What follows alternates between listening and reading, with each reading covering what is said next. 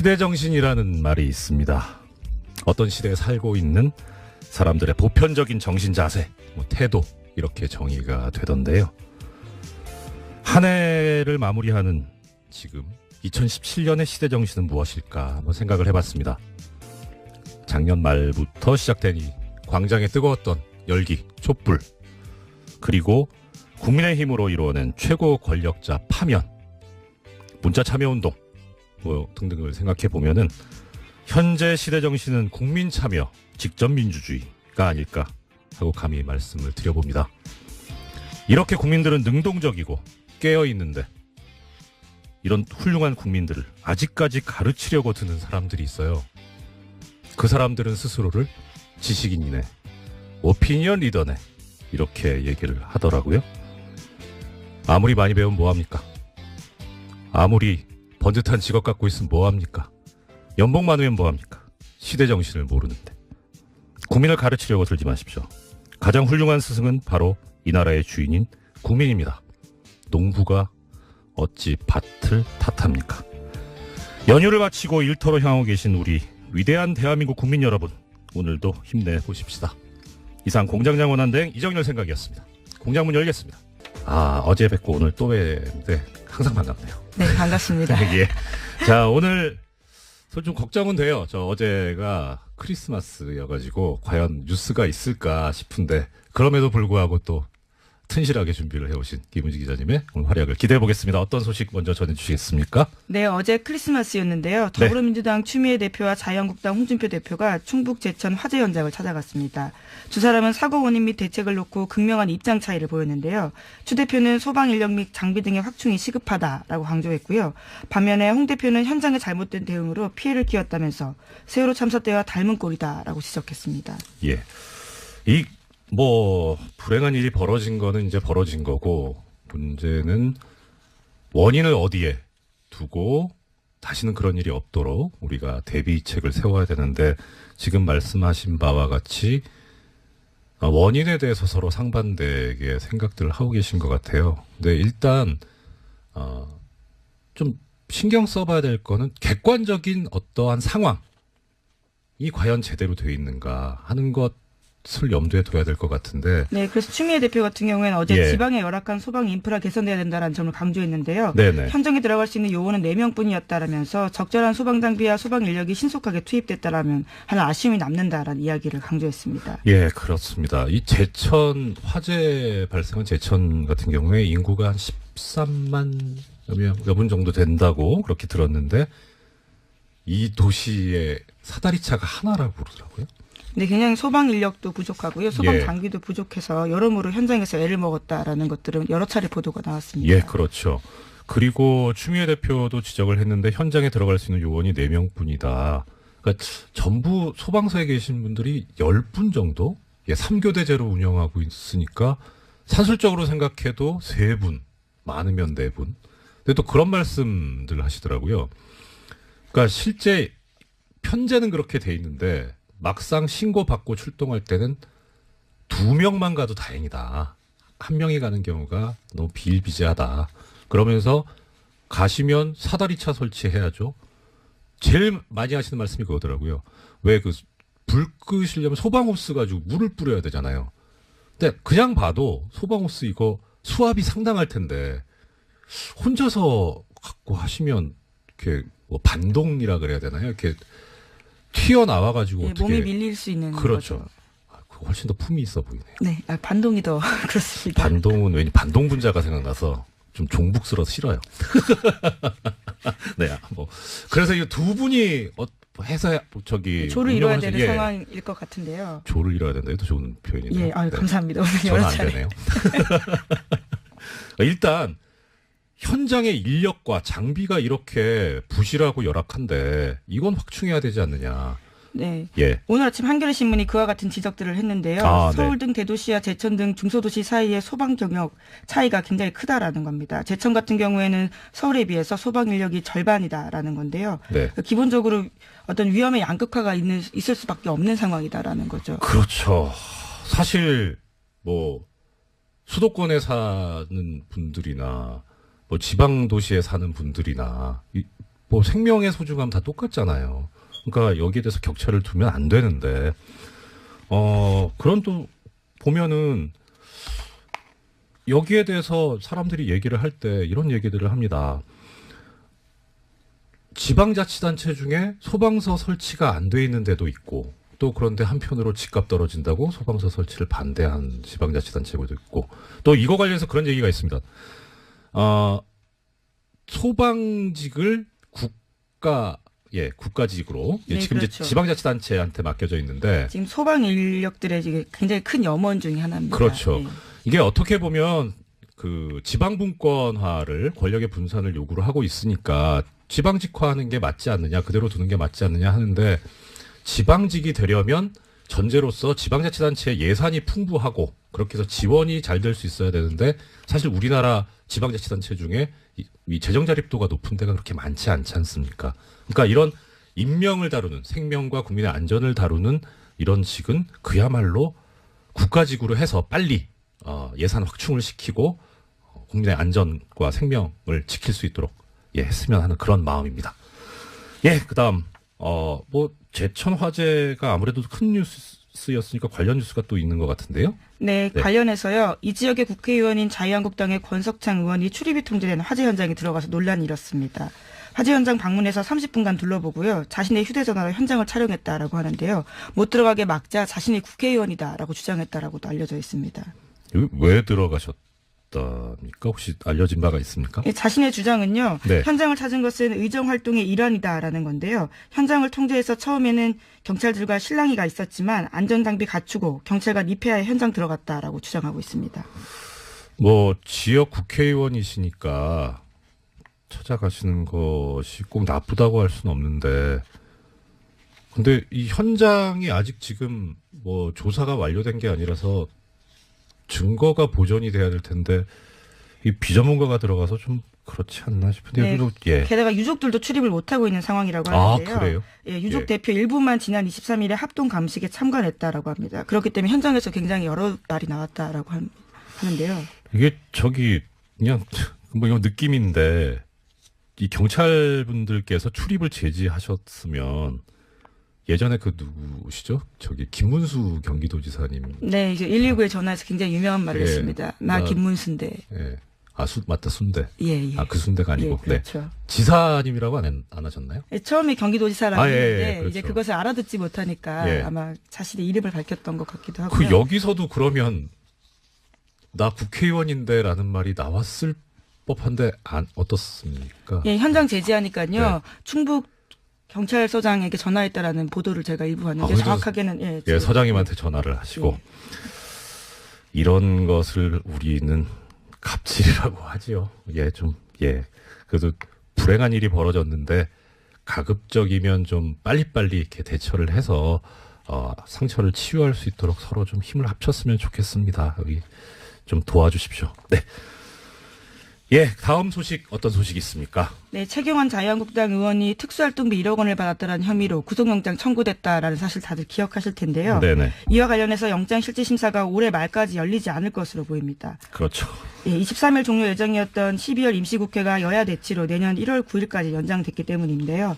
체포동의안을 처리할 국회 본회 일정이 잡히지 못하고 있습니다.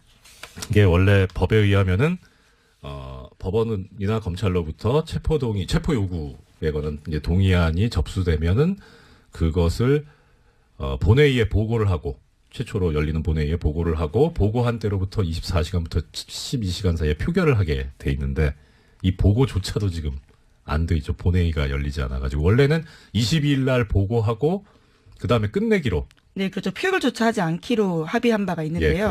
지금 이 일정 자체가 진행되고 있지 않은 겁니다. 대놓고 직무유기하겠다는 거잖아요. 참. 안 그래도 정치권이나 국회의 그 신뢰도가 높지 않은데 이런 식으로 또 그 와중에 이제 그 본회의도 열리지 않았으니까 원래 임시국회가 특별한 의사일정 합의 없으면 30일 회기여가지고 그러니까 지금 아까 말씀하신 대로 1월 9일까지인데 자 1월 9일까지 해넘겨서까지 그러니까 의사가 있는지 아닌지까지는 모르겠는데 이거 방탄국회 아닙니까? 좀 국민들하고 자꾸 이렇게 거리감 생기는 이런 행동을 자꾸 해서 어떻게 하시려고 하는지 참 심히 걱정스럽습니다. 네, 뿐만 아니라 이우현 자유한국당 의원 같은 경우에도요. 이번 주 중으로 사전 구속영장 청구될 방침이다라고 알려져 있는데 네. 10억 원대 불법 정치자금 및 공정 헌금 받은 혐의거든요. 예, 이 또한 같은 상황입니다. 이분은 편찮으시죠? 네. 많이들 건강들이 안 좋으신 것 같아요. 날도 안 좋고 그래서 예 속히 쾌유 치료를 받으셔가지고 쾌유하셔서 영장실질심사에 임하셨으면 좋겠습니다. 예, 다음 뉴스는요. 네, 뉴스타파가 홍준표 자유한국당 대표의 유죄 혐의를 입증할 정황 증거 하나를 찾았다라고 보도했습니다. 홍 대표는 성완종 전 경남기업 회장에게 1억 원을 받았다라는 혐의로 재판받았지만요. 어제 전해드린 바와 같이 대법원에서 최종 무죄 났습니다. 법원의 판단은 돈을 줬다고 말한 성완종 전 회장이 순직에 전한 인터뷰가 증거 능력이 없고 또 돈을 전달했다고 하는 윤승모 전 경남기업 부회장의 진술의 신빙성이 떨어진다라고 판단했는데요. 윤 전 부회장 같은 경우에는 돈을 홍준표 의원실에서 줬다라고 했는데 당시 상황을 묘사한 바가 있습니다. 그런데 이 부분이 신뢰성이 떨어진다라는 거거든요. 뭐라고 진술했냐면 네. 척당 불기라는 글씨가 의원실에 걸려 있었는데 홍준표 대표 쪽 반박은 그것은 의원실이 아니라 당대표실에 걸려 있었다라고 주장한 겁니다. 그러니까 의원실엔 한 번도 걸려 있은 적이 없다라는 것들을 법원이 받아들인 건데요. 네네. 그런데 뉴스타파가 찾아낸 동영상을 보면 2010년 당시에 홍 대표 의원실에 관련된 글씨가 붙어 있습니다. 아이고 뭐 일반적으로 생각할 수 있는 거는 아니 왜 이렇게 바로 나올 거짓말을 하냐 하는 그런 비판 있을 수 있는데 저는 이 소식을 듣고 그 생각이 들더라고요. 빨리 좀 내놓지. 늦게 찾았나 봅니다. 그러니까요. 예. 아유 아까워요. 자, 이거 관련해 가지고 많은 분들이 물으시는 게 새로운 증거가 나오지 않았냐. 그러면 이걸로 이제 상황이 바뀌었으니까 재심을 해서 처벌을 할 수 있지 않겠느냐 그런 문제를 제기를 하시던데요. 우리나라 형사소송법에 의하면 재심은 피고인에게 유리한 경우에만 할 수 있습니다. 무죄가 되거나 내지는 적어도 형을 낮출 수 있는 사정이 생겼을 때, 그런 증거가 발견되었을 때 그때 할 수 있는 건데요. 근데 지금 이것은 피고인한테 불리한 거라서 이거 일사부재리 원칙 때문에 재심은 우리 법상 허용이 안 됩니다. 많이 안타까우시겠지만 법이 그렇기 때문에 법이 그렇다는 것을 좀 알아주셨으면 하는 그런 마음입니다. 예, 그리고 또 중요한 소식이 하나 있다고요? 네, 검찰 과거사위원회 검토 대상 사건에 배우 고 장자연 씨 사건 등 8건이 추가됐다라고요. 중앙일보가 보도했습니다. 검찰 과거사위는 검찰의 부적절한 사건 처리 의혹을 조사하는 건데요. 네. 장자연 사건 같은 경우에는 2009년 탤런트 장 씨가 유력 인사들의 접대를 받다가 스스로 목숨을 끊으면서 수사가 시작됐습니다. 네. 당시에 일부 인사에 대한 봐주기 의혹이 제기된 바가 있는데 법무부 검찰 과거사위가 이것들을 다시 검토하겠다라고 밝힌 겁니다. 자, 검찰 과거사위원회에서 새로 이제 과거의 부실 수사에 관해서 진상조사를 하겠다는 말씀인데 지금 그 중에 장자연 씨 사건 기자님께서 말씀을 주셨습니다.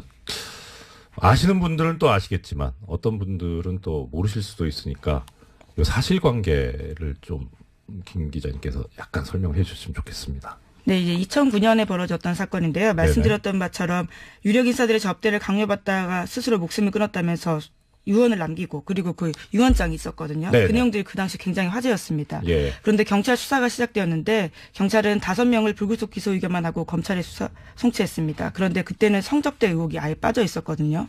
그러니까 이 문건에 보면요. 조선일보 사장이라는 표현이 있는데요. 이와 같은 술자리 참석했다라고 했던 인사들 10명 이름 모두 빠져 있었던 겁니다. 네. 그래서 검찰의 수사를 이어받았는데 김종승 씨와 유정호 씨 당시 매니저와 그리고 대표만 명예훼손 혐의 그리고 폭행 혐의로 기소가 됐고요. 나머지는 모두 무혐의 처리된 바가 있습니다.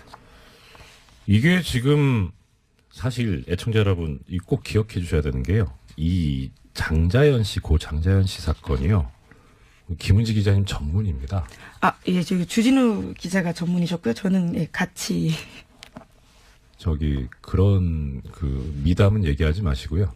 김은지 기자님 전문입니다. 예, 아니면 앞으로 전문으로 하도록 오늘부터 하겠습니다. 바로 전문이 되실 거고 계속 우리 애청자 여러분들 기억하시죠? 다스는 누구 겁니까? 이거는 뉴스공장에서 시작이 돼서 계속 하고 있죠. 장자연 씨는 누가 죽였습니까? 는 김은지 기자님께서 계속 파주실 것으로 기대하고 있습니다. 굉장히 무거운 숙제를 또 전해주시는데요. 예. 네. 자, 여기에 근데 이제 관련되는 아까 이제 뭐 접대 강요도 있었고 이 참 뭐 껄끄러우실 수도 있는데 언론사가 관련이 돼 있지 않습니까? 네, 그 당시에 그래서 검찰 공소장을 보면요. 장자연이 작성한 문서에 조선일보 사장이라는 기재가 있다는 사실만으로 피의자가 네. 장자연으로부터 술접대를 받았다거나 성매매를 하였다고 인정하기 부족하다라면서요. 결과적으로 방상문 사장 같은 경우에 증거불충분으로 혐의 없음 처분받았습니다. 참, 네. 아, 그렇게, 수사가 끝이 종결이 되고, 그리고 나서, 뭐 저는 자세히는 모르는데, 그게 되게 마음이 아팠어요. 그러니까 장자연 씨에서 남긴 말씀 중에, 어머니 기일인데, 제사 때인데, 나오라고. 어떻게, 사람이 그럴 수가 있을까 싶었었거든요. 네, 참, 어제 전해드렸던 그 성완종 전 회장 사건도 그렇고, 지금 이 장자연 씨 사건도 그렇고, 돌아가신 분들이 참 억울한 죽음이 되지 않도록 우리가 함께 애써서 잘 좀 밝혀봤으면, 또 이 검찰 법무부 예, 과거사위원회도 검토 대상 제대로 좀 해줬으면 좋겠습니다.